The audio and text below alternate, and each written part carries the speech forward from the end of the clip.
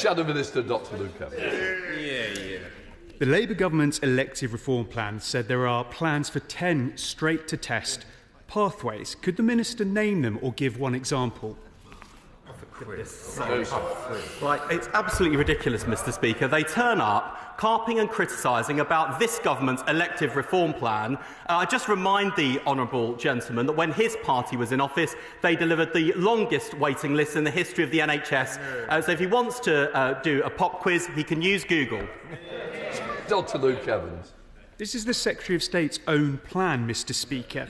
There was one example in the plan, but as the BMJ article from the 17th of January hopefully pointed out, the one example featuring Sarah, who had sinus pain and hearing issues, was quietly removed from all online and future drafts after, quote, a flurry of GPs pointed out her treatment was wholly inappropriate.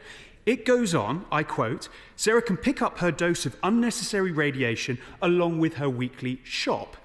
The BMJ conclude on this part of their plan, Sarah's story is one of over-investigation, fragmented and inappropriate care, spurious choice and a lack of senior decision-making at first presentation.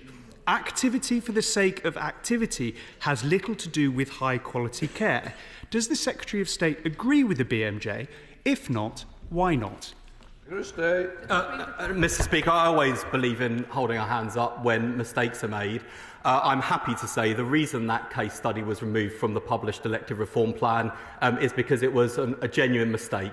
I accept responsibility for that as the Secretary of State. Now, maybe the party opposite might like to accept responsibility for the highest waiting list, the lowest patient satisfaction in history, and finally have the decency to apologise to the country for the mess they left us in.